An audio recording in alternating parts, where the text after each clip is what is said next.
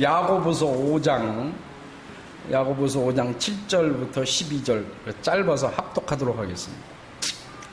야고보서 5장 7절부터 11절 말씀까지 시작. 그러므로 형제들아 주의 강림하시기까지 길이 참으라. 보라, 농부가 땅에서 나는 귀한 열매를 바라고 길이 참아 이른 비와 늦은 비를 기다리니 너희도 길이 참고 마음을 굳게 하라. 주의 강림이 가까우시니라. 형제들아 서로 원망하지 말라. 그리하여 심판을 면하리라. 보라, 심판자가 문 밖에 서 계시니라. 형제들아 주의 이름을 말한 선지자들로 고난과 오래 참으로 본을 삼으라. 보라, 인내하는 자를 우리가 복되다 하나니 너희가 인내를 들었고 주께서 주신 결말을 보았거니와 주는 가장 자비하시고 긍휼히 여기시는 자니시니라. 아멘. 지난주에 우리가 1절부터 5장 1절부터 6절의 말씀을 했는데 5장 1절부터 6절의 말씀은 그 부한 농부들, 부자가 되기로 목적을 삼고 그래서 부자가 되는 그 자들이, 그 농부들이 그 농부들의 추수하는 그 추수꾼들, 그러니까 그냥 농사를 짓는 사람들이죠. 그 사람들은 이렇게 그 부한 농부가 이렇게 채용을 해서 일을 시키고 월급을 주고 또는 임금을 주는, 싹을 주는 그런 사람들을 이렇게 시켜서 농사를 짓는데, 이 농부들이, 이 불의한 농부들이라고 그러죠. 불의한 농부들이 어떻게 불의하게 재물을 많이 모았는가. 여러 가지 학설이 있기는 하지만 심지어는 그 일을 부리는 그 추수꾼들이죠. 그래서 어떤 사람은 일용직 하루, 어떤 사람은 한 달, 어떤 사람은 뭐 몇 개월 이렇게 계약을 맺고 추수를 하고 있는 그 농부들의 싹을 주지 아니하고 또 그 한 달 미뤄서 주고 또는 몇 개월 미뤄서 주고 그 싹을 주지 않음으로 인해서 그 농부들의 그 억울함, 그 속상함, 그 비통함이 하나님이 들으셨다라고 하셨어요. 하나님이 들으셔서 하나님께서 그 모든 그 불의한 것을 하나님이 만군, 그래서 군인이 되셔서 그 하나님께서 그 불의한 농부들의 싹을 띄어먹은 착취한 그 사람과 싸우리라 하고 하신 말씀이십니다. 그게 지난주의 말씀이죠. 그리고서는 이제 그 불의한 그 농부들, 그들이 대한 얘기를 하고 바로 이제 오늘 7절의 말씀에 야고보가 그러므로라고 했습니다. 우리가 성경을 보다 보면 그러므로라는 말이 많이 나와요. 예수께서도 사복음서에도 그러므로라는 말이지. 이 그러므로라고 하는 말은 앞에서 한 말과 이제 지금부터 할 말을 연결시켜주는 얘기입니다. 그래서 앞에 있는 모든 얘기가 내가 이렇게 얘기했지, 내가 이렇게 말을 했지, 이제 그러니까 그 말을 전제해서 인식하고 깨닫고 들어서 알고 그러니까 이제 내가 이렇게 말을 한다라고 하는 앞에 있는 말과 지금 현재에 있는 말을 연결시키는. 그래서 본문 말씀으로 보면 5장 1절부터 6절의 말씀의 내용을 이제 7절의 말씀을 서로 이렇게 연결시키는 얘기입니다. 이게 동떨어져 있는 얘기가 아니에요. 우리가 이게 성경을 야고보서를 보면 엉뚱당뚱한 얘기가 가끔 나오는 것처럼 보여요. 그런데 사실은 그런 게 아니에요.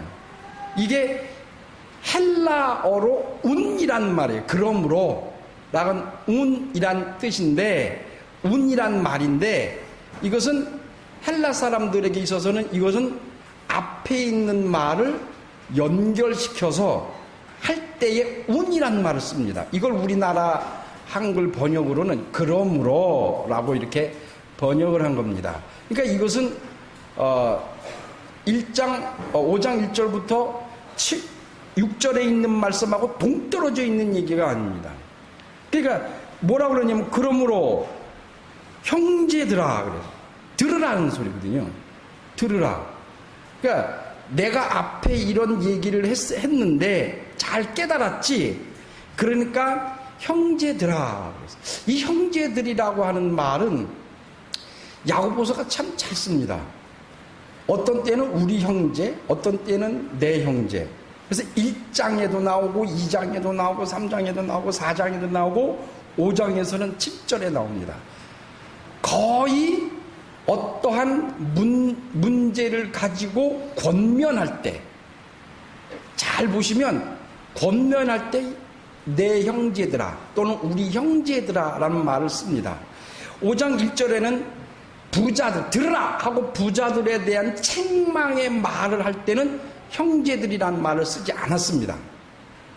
그런데 1장부터, 야고보서 1장부터 쭉 보면 형제들아 하고 그 뒷내용을 보면 그 형제들에게 내가 생각하고 있는 지금 이 모든 상황을 이길 수 있고 또 이 상황을 헤쳐나갈 수 있는 이 어려운 일들을 헤쳐나갈 수 있는 것은 바로 이렇게 해야 그래야 이겨낼 수 있고 헤쳐나갈 수 있다 라는 내용을 가지고 먼저 앞에서 형제들아 그러는 거예요.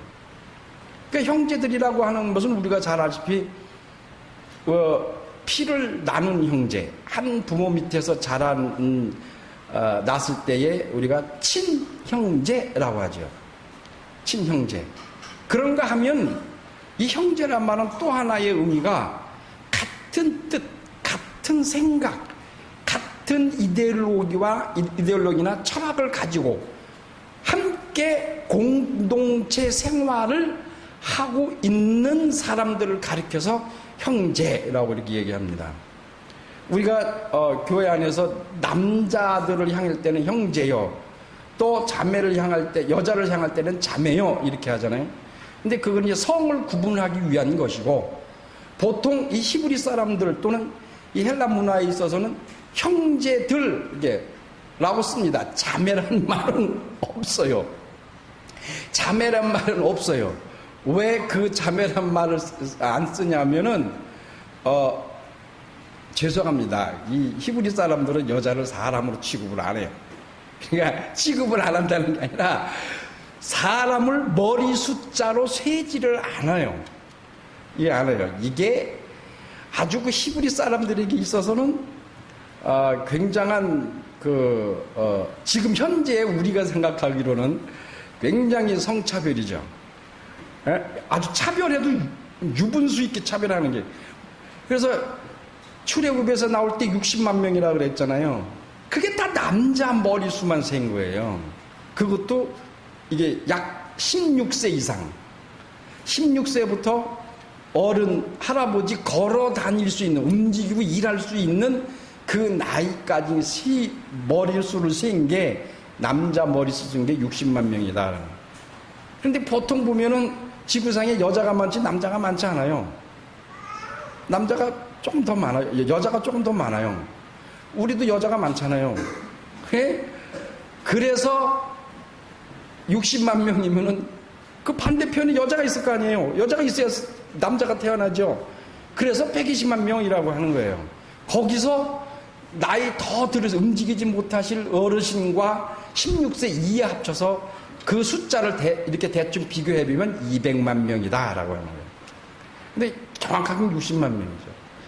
근데 이 형제들아라고 하는 것은 공동체 안에 있는 사람들을 가리켜서 내 형제들이라 이렇게 얘기하는 겁니다.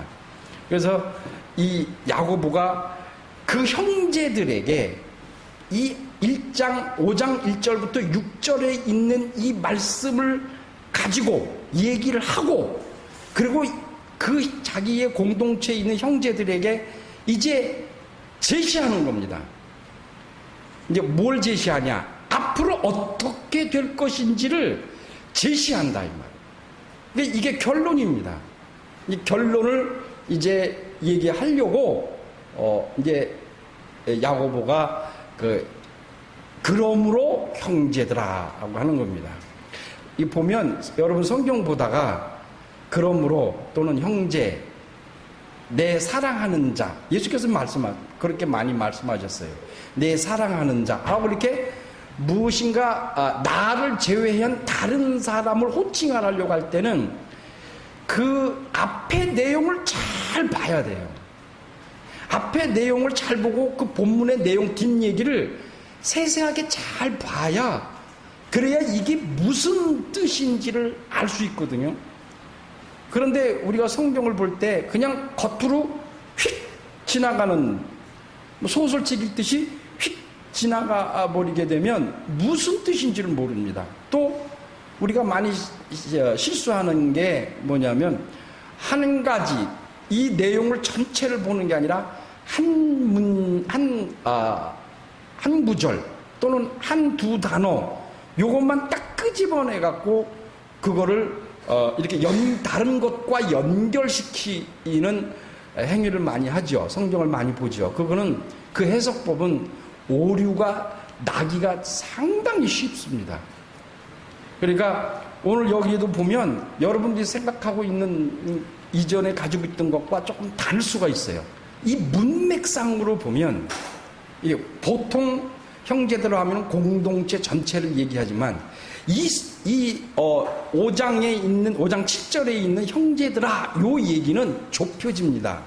이 얘기는 무슨 소리냐면 지금 자기 공동체 안에 있는 사람들 중에 그 중에 1절부터 6절에 나오는 그 농사꾼들, 추수꾼들, 착취를 당하고 억울함을 그 하나님 앞에 호소한 그 사람들을 지목해서 하는 얘기입니다. 그러니까 조금 보통 형제들아 하는 것보다는 축소시켜서 그 지금 어려움을 겪고 있고 경제적으로 어려움을 겪고 있는 그 공동체 안에서 그 착취를 당하고 있는 그 형제들, 그 자매들, 그 성도들을 향하여 형제들아 하고 하는 얘기입니다. 그래서 형제들아, 주의 강림하시기까지 길이 참으라 그랬어요. 주의 강림, 요 말이 계속 반복해서 나와요. 주의 강림이, 보세요. 주의 강림하시기까지 길이 참으라. 보라, 농부가 땅에서 나는 귀한 열매를 바라고 길이 참아. 이 길이 참아. 이른 비와 늦은 비를 기다리시나니. 8절에 너희도 길이 참고, 또 이렇게 반복해서 나와요. 또한 주의 강림이란 말도 반복해서 나와요. 요 구조를 잘 집에 가 다시 한번 읽어보시면 참으란 말과 또는 주의 강림이란 말이 계속 반복해서 나와요. 이렇게 반복해서 나오는 반복법을 쓴 것은, 그것은 그 앞에 있는 문장을 강조하기 위함이에요. 그러니까 이 형제들아 하고 내용을 얘기한 게 아니라 야고보서는 주의 강림이 가까워졌다라는 얘기예요. 그러니까 이것은 무엇인가 주의 강림이 가까워졌다. 그 주의 강림이 딱 이루어지기 전에 무엇인가 일이 터진다, 일이 생긴다 이 소리예요. 주의 강림이 딱 이루어지면 무엇인가 이루어진다, 무엇인가 사건이 터지고 큰 일이 터질 것이다. 이것을 암시하고 있는 말씀입니다. 그러니까 그러므로 그랬어요. 그러므로 형제들아. 그러니까 1절부터 6절에 있는 그 불의하고 남의 것을 찾는 그 불의한 농부들, 그들과 또는 그리고 이제 그 품삯을 착취당한 경제적으로 어려움을 겪음으로 가슴에 그 한이 맺혀서 하나님 앞에 호소한 바로 이 두 종류의 사람이 주의 강림하시는 날 무엇인가가 사건이 터진다라고 하는 암시를 주고 있습니다. 그런데 거기다 뭐라 그러냐면 길이 참으라 그랬어요. 이거 누구 보고 참으라는 거예요? 형제들아. 그러니까 착취를 당해서 가슴에 멍이 들고 가슴에 그 한이 맺힌 이 형제들에게 길이 참으라 그랬어요. 왜? 주의 강림이 오시기까지. 그러니까 참으라고 하는 말은 참 이게 인내하는 말과 같은 뜻입니다. 그 8절에 끄트머리에 보면 11절에 보면 인내라는 말이 나옵니다. 근데 이 인내와 참으란 말은 우리가 통상 생각하기는 같은 뜻이기는 하지만 인내라는 말은 굳건히 지키라라는 말이에요. 굳건히 지키라, 버티라 이런 말. 끝까지 버티라. 뭔가 결말이 날 때까지 끝까지 버티라고 하는 인내는 목적과 시간이 함께 공존하는 뜻을 가지고 있어요. 그러니까 내가 인내하라, 나보고 인내하라 하는 것은 어떠한 결론이 날 때까지 그 목적을 이룰 때까지 내가 추구하고 있는 그 목적이 이룰 때까지 참으라는 얘기입니다. 그리고 그때가 언제 될 것이냐 그 시간이 있어요. 그러니까 여기서는 이 야고보서에서는 주의 주님이 강림하시는 그 시간까지 굳건히 버티라. 자기 자리를 지키라. 굳건히 자기 자리를 지키라. 미혹되지 말라는 거예요. 유혹되지 말라는 거예요. 어떠한 환경이, 어떠한 어려움이, 어떠한 환난이 와도 굳건히 지키라. 굳건히 지키라. 언제까지? 주의 강림이 임하시는 그날까지 굳건히 지키라. 참으라는 말은 인내라는 말과 조금 달라요. 이것은 기다리라라는 말이에요. 어떻게 보면 같은 뜻일 수도 있지만 기다리라. 뭐를 대가를 원하고 참으라 이 말이야. 너 이거 참으면 뭔가 너에게 대가가 있을 것이다라는 말이에요. 우리가 이 세상에서 이렇게 좀 살다 보면 아우 이거를 그냥 참어 안 참어 이걸 확 들이받아 참어 이럴 때가 있죠. 그런데 성경은 참으라고 하거든요. 참으라. 그러니까 이 참으라는 말은 순간 이루어져요. 순간. 그러니까 누가 내 왼쪽 뺨을 딱 때렸어. 그 성경이 뭐라 그래? 참으라 이 말이에요. 딱 때리면 바로 오른편 바로 반격을 해야 되거든요. 반격을. 내가 차를 타고 운전하고 쫙 가는데 뒤에서 빵 그래. 나는 아무 잘못도 없는데 왜 뒷사람이 뭔가 내가 운전하는 게 마음에 안 들었나 보죠. 빵 그래. 그러니까 깜짝 놀래. 한번 그런 적 있어요. 되게 놀란 적 있어요. 멍하니 있는데 빵 그러는 바람에 얼마나 놀랐는지. 그러면서 옆으로 지나가더라고. 그래서 그 순간에 이걸 참아야 되나 가서 확 앞에 가서 확 보복을 해야 되나. 보복 운전하면 크게 걸려요. 안 돼요. 하지 말아야 돼요. 예전 같았으면 나 앞에 갔어요. 안 참아요. 그래서 한 사람을 쫓아가고 아파트 2바퀴 3바퀴 돈 적 있어요. 뒤또 따라가면서 계속 빵빵거린 거야. 빵빵빵빵 계속. 택시 운전사인데. 그러니까 그 택시 운전사가 손님을 탔는데 내리질 못해요. 내렸다가는 내가 내리면 한 대 받을까봐. 그러니까 아파트를 뱅뱅뱅뱅뱅 돌아. 근데 뱅뱅뱅 돌다가 길이 딱 막혔네. 그래서 뒤에서 내렸어요. 내리고서는 그 택시 운전자로 갔어. 근데 내가 해피르면 그때 이거 언제적 얘기야? 한 20년 전 얘기예요. 지금 그랬다는 게 아니에요. 겨울이었는데 내가 가죽 잠바를 입고 있었어요. 그 모자 쓰고 까만 장갑 끼고. 그때는 거의 90kg 나갔댔어. 이 몸이 이만. 그런 게 내려갖고 주먹으로 그 운전석을 훅 쳤어요. 뻥 쳤어요. 그러니까 그 사람이 문을 여는데 요만큼 내리고 아저씨가 먼저 나한테 끼어들었잖아요. 그래. 내가 언제 끼어들었냐고. 그러니까 난 모르는 거예요.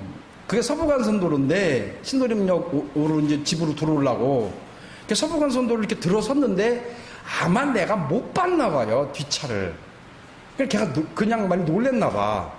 아니 그렇다고 내가 이렇게 들어서서 쭉 가다가 이제 다시 신도림역으로 나가려고 그러는데 나를 차를 확 밀어붙이더라고. 그래서 내가 급정거를 했어요.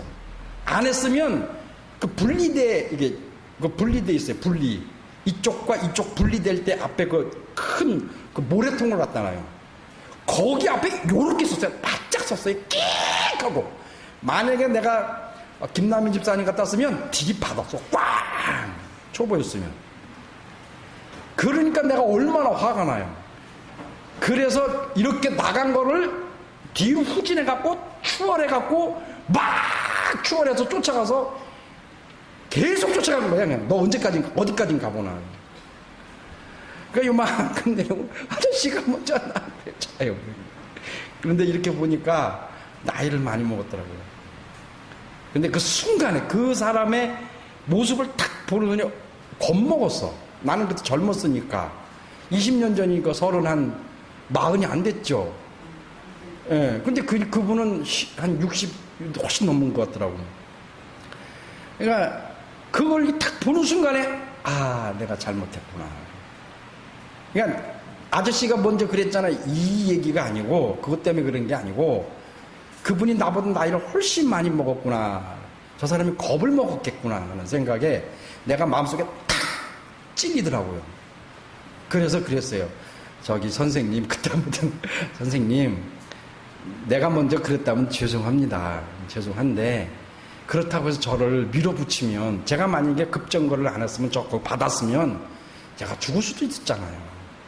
그러니까 앞으로는 그렇게 하지 마세요. 그러니까 예 알겠습니다. 그러니까 손님이 내려갖고 술이 취했어. 손님이 취해갖고 아저씨 야이 봐줘 한번 봐줘. 내가 봤는데 좀 너무 했긴 했어. 근데 아저씨 한번 봐줘. 이래. 그래서 아저씨는 집에 들어가세요. 그리고 만 적이 있어요. 그게 평생 그 20년 지나도록 지금 내가 이거 자세하게 얘기할 수 있는 것이 안 잊어버려요. 그 순간의 분노를 참지 못합니다. 아마 그분도 평생 안 잊어먹을 거예요. 내가 그분을 지금 만나면 내가 정말 사과해요. 정말 죄송하다. 근데 어디 가서 만날 수 있어야죠. 네? 그 순간에 내가 그걸 쫙 참았으면. 근데 그 참지 않음으로 인해서 내가 지금 20년이 넘은 지금까지도 가슴에 남아있다 이 말이에요. 그뿐만 아니고 그러면 이제 다시는 그러지 말아야 되잖아요. 안 그래요? 얼마 안 있다가 또 뒤에서 나를 앞에서 꽉 껴들길래 나한테 휙 추월해가지고 뒤에서 브레이크를 확 밟고 그럼 그 사람도 놀리죠. 앞으로 가다 브레이크 갑자기 밟아봐요. 아유 식은땀 쫙 나요. 그러니까 너도 당해봐라 그러면 그러고서는 또 후회해요. 그러지 말걸. 참을걸. 참으라고 하는 말은 순간순간 참으라는 거예요. 매일 매 순간마다 참으라는 거예요.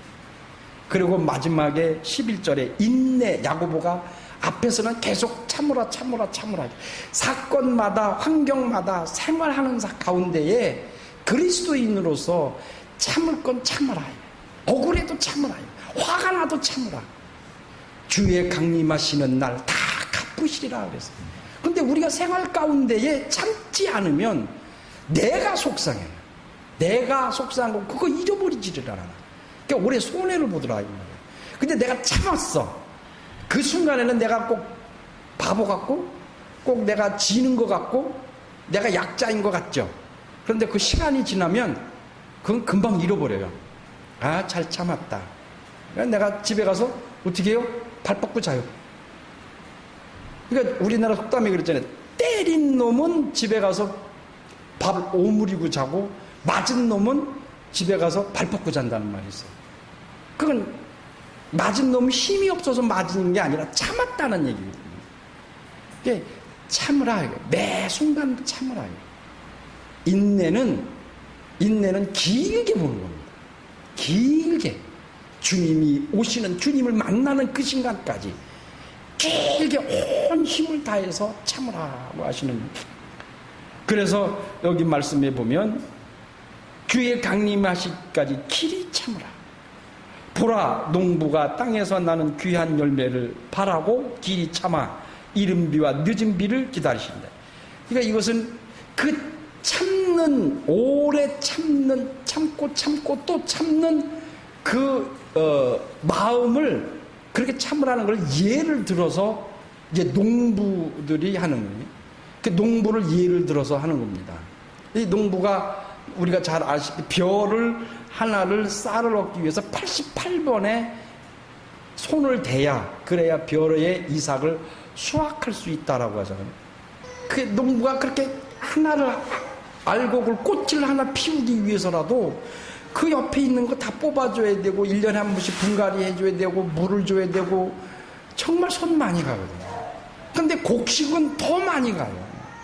농사 지으신 분들은 알겠지만 내가 더 말을 모아야겠어요. 그들이 근데 이 유대 지방에는 왜 여기서 이른 비와 늦은 비라고 했느냐 하면 이 유대 지방에는 우기가 있어요. 비가 오는 시기가 있고 그 시기가 딱 끝나 전혀 비가 안 와. 그게 비가 오는 그날이 보통 10월부터 그 다음에 2월에서 3월까지 비가 와요. 그 비가 오는데 거의 4분의 3이 1월에서 2월, 3월 사이에 비가 많이 쏟아져. 비가 많이 쏟아지고 10월에는 비가 올 수도 있고 안 올 수도 있어요. 그러니까 이 사람들이 씨를 뿌렸다라고 해서는 자기가 선택한 씨를 뿌렸다는 거예요. 농부가 자기가 원하는 씨를 뿌렸다는 의미.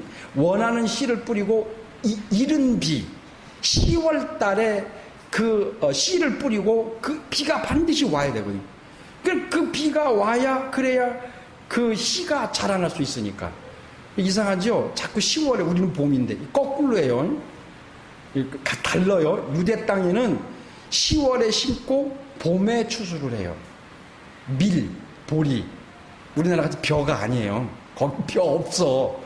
밀이나 보리를 10월에 심고 그리고 이른 비를 기다리는 거예요. 그게 싹이 나야 되니까. 그러니까 그것이 얼마나 간절하게 사모하게 기다리겠어요. 간절하게. 그리고 늦은 비는 이제 12월에서 그 다음에 1월까지. 그 늦은 비가 와야 돼요. 그래야 곡식이 자라. 그리고 추수할 때쯤 약 1월에서 3월, 1월에서 2월 요 추수하는 봄, 이 추수할 때에 또 한 번 비가 와야 그래야 그 수확품이 아주 알곡이 차고 농부가 원하는 풍년을 이룰 수가 있다고 합니다. 그러니까 이 농부는 반드시 이른 비가 와야 되고 늦은 비가 와야 그래야 곡식을 풍성한 곡식을 얻을 수 있는데, 그래서 이 농부의 예를 들어서 늦은 비, 이른 비를 기다리고 늦은 비를 기다리는 이 농부의 마음처럼 길이 참고 참으라. 씨를 뿌려놓고 비가 안 와. 그 안 왔다고 해갖고 그거 갖고 에이 안 되겠다. 올해 넌 망쳤다고 확 갈아버려서 없애버리면 그 사람은 그 농부의 자격이 없는 겁니다. 그러고선 이만큼 자랐어? 또는 자랐는데 늦은 비가 안 와서 이게 말라서 비틀어지네? 그랬다고 화났다고 해서 그거 확 갈아엎어버립니까? 아니죠. 가서 농부가 저 시냇가에 가서 또는 강가에 가서 물을 떠다가 지게를 지어서라도 비가 오기 전까지 생명을 유지하기 위해서 갔다가 계속 푸죠. 그게 얼마나 힘들어요. 그러니까 그 늦은 비와 이른 비가 오기까지를 얼마나 사모하고 길이 참냐. 그러니까 참으라 이 소리. 그러니까 농부가 그 사모함으로 비를 기다리는 것처럼 참으라. 그 늦은 비와 이른 비는 주의 강림입니다. 주의 강림하시기까지 참으라. 농부가 비를 기다리는 그 사모함으로 참고 기다린 것처럼 지금 너희들이 힘들고 어렵고 환난에 겪고 있지만 그러나 참으라. 그래 8절에 보면 너희도 길이 참고 똑같은 말. 그러므로 너희도 길이 참으라. 마음을 굳게 하라. 주의 강림이 가까우시라. 반복한 말이에요. 이 8절의 말씀은 7절을 다시 반복해서 바로 너희도 지금 이 환경에 어려움을 겪고 있는 너희도 부자들한테 착취를 당하고 가슴에 한이 맺힌 너희도 그러나 참으라. 주의 강림이 가까우셨다. 주의 강림이가 무엇인가 계속 암시를 하고 있어요. 주의 강림이 오시면 바로 너희들 그 하늘 가슴에 맺혀 있는 그 모든 것들을 그 주의 강림이 하시는 그날 다 풀어주고 보상하실 것이다 라고 하는 이 암시가 주의 강림으로 되어 있습니다. 세번역 성경에는 주의 강림이라고 아니하고 도래라고 하는 말을 썼어요.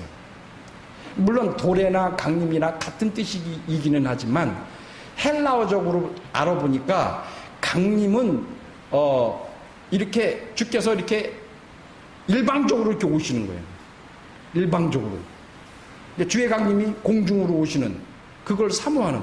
도래라고 하는 말은 이 헬라적으로 표현하는 말은 순한 표현이에요. 도래라고 하는 말이. 이 도래는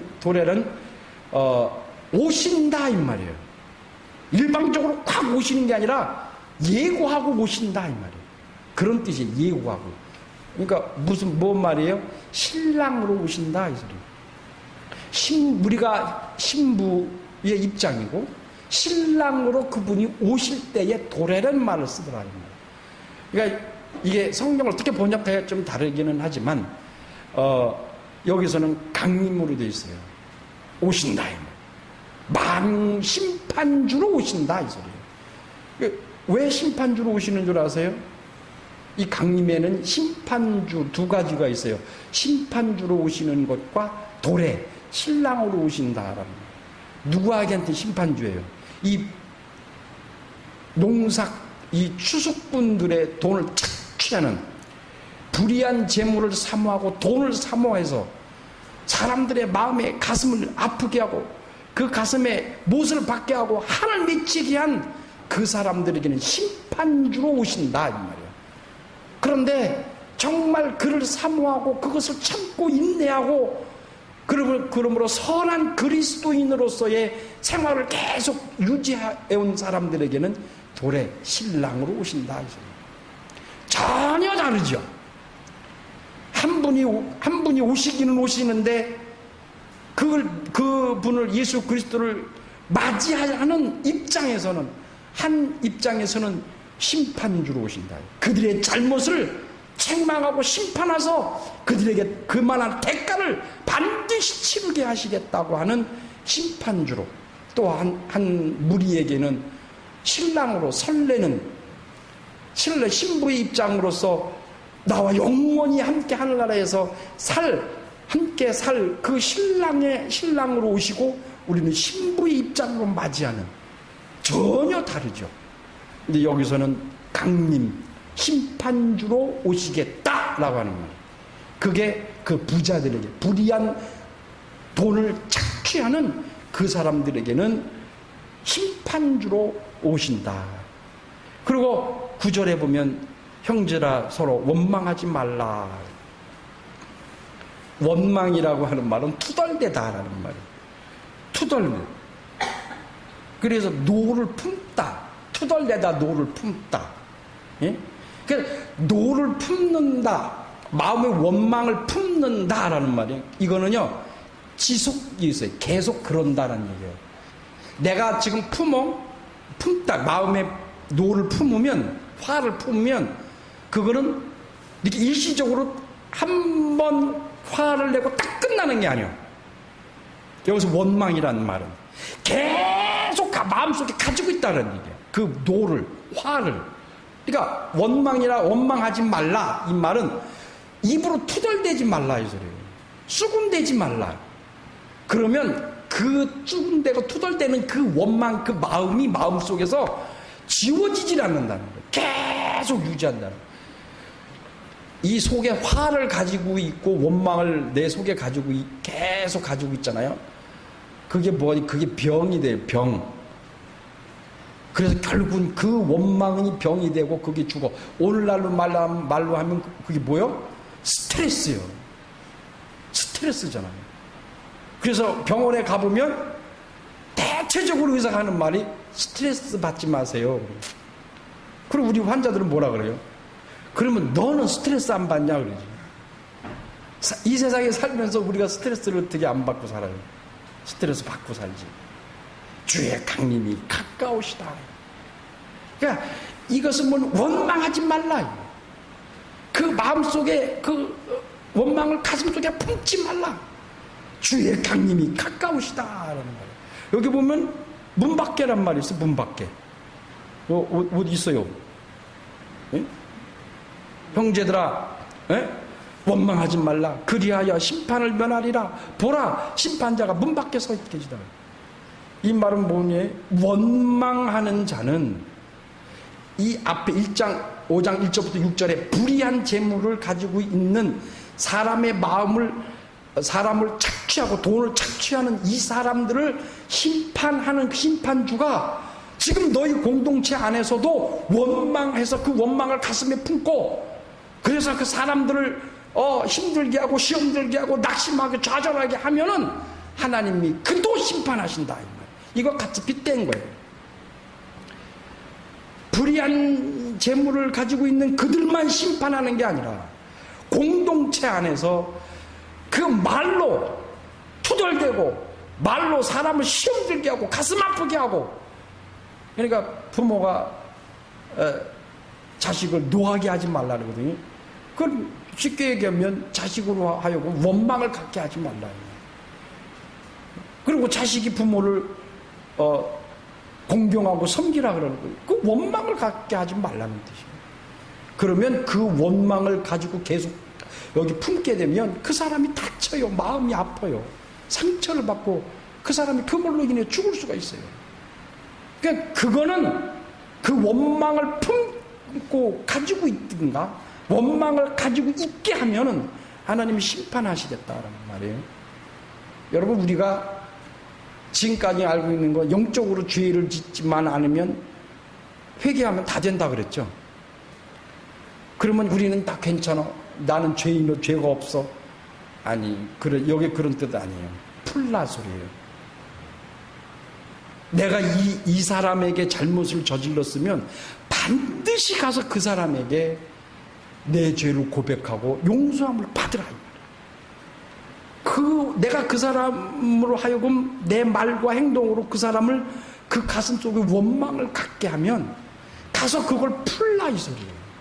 죄를 용서해 달라 회개하라 이 소리예요. 그래야 하늘에서 하나님도 네 죄를 용서해 주신다라는 거예요. 예, 원망을 가지고 있는. 근데 문 밖에 계시다고 했어요. 주에 강림하시는 그분이 어디 있다고 그랬어요? 문 밖에. 이거는 굉장히 가깝다, 가까이 오신다 뜻이에요. 문 밖에라는 거. 야, 저기 누구 왔나 보다. 저 문 밖에 나가봐라 이러죠. 저 바깥에서 무슨 기미가 들려. 그러니까 어른들이 얘야 저 문 밖에 나가봐라. 누가 왔나 보라. 우리 집에 누군가가 오는지 안 오는지를 알 수 있는 것은 뭐예요? 문 밖에 나가보면 알거든. 그러니까 이건 굉장히 가까이 왔다. 이거. 다 오셨다 이 말이에요. 다 오셔서 문 밖에 서 계시다 그랬어요. 이제 문만 열리면 들어가라! 하나님이 아버지께서 들어가라! 하고 명령만 탁 때리면 바로 들어오시는 거예요. 문 열고, 대문 열고. 어디 저기 사거리에 있어서 야 저기 누가 오신다. 그러니까는 막 여기서 청소하고 난리를 치죠. 내가 여러분 집에 간다고 하면은 집에 가보면 깨끗해. 그 사전에 한번 그 몰래 카메라를 찍어 놔봐야 돼. 깨끗한지 아니한지. 그러니까 시간이 있으니까 막 치워. 그래갖고 어떤 때는 뭐 장롱에다 다 쑤셔놓고 냉장고 안에다가 다 쑤셔놓고, 그래 내가 저쪽 큰 교회 있을 때는 신방 가보면 꼭 냉장고 뒤져봐. 냉장고 열면 그냥 쫓아와갖고 먹시장님 하고 막아. 그리고 어떤 장롱 같은 뒤에 이런 창고 같은 열나가 들면 난리가 나요. 왜 그러냐면 급하니까 거기다 다 쑤셔놓았으니까. 뭐 다 쑤셔놓았으니까. 네? 근데 딱 아무 소리 안 하고 딱 가서 띵동 그러고서는 누구세요? 그러면 저 목사인데요. 그러면 그냥 문도 안 열어. 문 안 열어주고 막 난리 치는 거예요. 어떤 사람 들어오지 말래 또. 잠깐만요, 들어오지 마세요. 이렇게 막는 사람. 예, 문 밖에 문만 열면 들어가는 거예요. 야, 원망을 갖지 말라 하시는 거예요. 사랑하는 성도 여러분, 이거 더 해야 돼요. 근데 그만하려 이따 하고, 우리가 이 세상에 살면서 억울할 때가 있죠. 힘들 때가 있죠. 그런데 이 야고보는 말하는 겁니다. 지금 우리가 힘들고 어려운 환경이나 2000년 전에 이 야고보가 이 편지를 글을 쓸 이 당시에도 똑같습니다. 아마 드러나질 않아서 지금 현재 우리가 더 힘들고 더 어려운 생활을 하고 있어요. 우리를 착취하고 우리를 무시하고 우리를 차별하고 우리를 업신여기는 그런 사람들 얼마나 많습니까? 그 가슴 속에 메아리 치는, 그 가슴 속에 품은 거를 우리 하나님 다 들으신다고 하셨어요. 다 들으신다고 하셨어요. 그래서 만군의 하나님의 귀에 틀렸느니라 그랬잖아요. 그게 만군이라고 그랬잖아요. 난 이 소리가 너무나 좋아. 이 사전을 찾아보다가 그 해석을 한 분이 계시더라고요. 만군. 군인이시다 이 말이에요. 이건 싸우시겠다는 거예요. 만유의 하나님, 창조주의 하나님 많이 썼어요. 근데 만군, 군인으로서 쓰시겠다. 군인은 뭐예요? 싸움을 하는 것이 군인이에요. 그래서 만군, 내가 싸우겠다. 네가 어렵고 가슴이 아프고 그 억울한 소리 내가 다 들었다. 내가 싸우신다. 그분이 언제 만군의 하나님이 되셨어요? 애굽에서 탈출하실 때에 만군의 하나님이 되셨어요. 그래서 이스라엘을 대신해서 애굽 곧 세상의 신들과 싸우신다. 싸우신데 어떻게 했어요? 완전히 초토화시켜버렸어요. 10가지 재앙으로 완전히 애굽의 나라를 완전히 그 세계 최강의 군대를 완전히 바닷속에다가 넣어서 아주 그냥 싸그리다 초토화시켜버렸습니다. 그리고 그들은 어린 양 하나 새끼손가락 하나 다치지 않고 그 200만 명이 그대로 홍해를 건너서 광야로 나왔습니다. 그때 만군의 하나님이라. 그 하나님, 지금 이 야고보서가 기록했던 그 시대에도 만군의 하나님, 오늘 우리에게도 만군의 하나님이십니다. 오늘 2000년 전에 이루어진 일이라고 해서 이거 2000년 전 것이 아니라 오늘이라고 그랬어. 오늘 우리에게도 똑같이 만군의 하나님이 되십니다. 그 하나님 의지하고 힘들고 어려워도 가슴이 아파도 그걸 참고 또 참고 이겨내. 주님이 오시는 그날 다 갚으시리라 하셨으니까. 그리고 이 욥의 얘기를 해야 되는데 이거 이따가 합시다. 욥의 얘기는 반드시 이 세상에서도 회복시키시겠다라는 말이거든요. 우리 하나님이 회복시키시는 하나님이십니다. 여러분의 가슴 속에 있는 그 소리를 이거 누가 좀 어떻게 해줄 수 없나? 어떡하지 이거? 그 소리 하나님 다 들으신다 하셨어요. 이기시는 여러분 되시기를 예수 이름으로 축원합니다.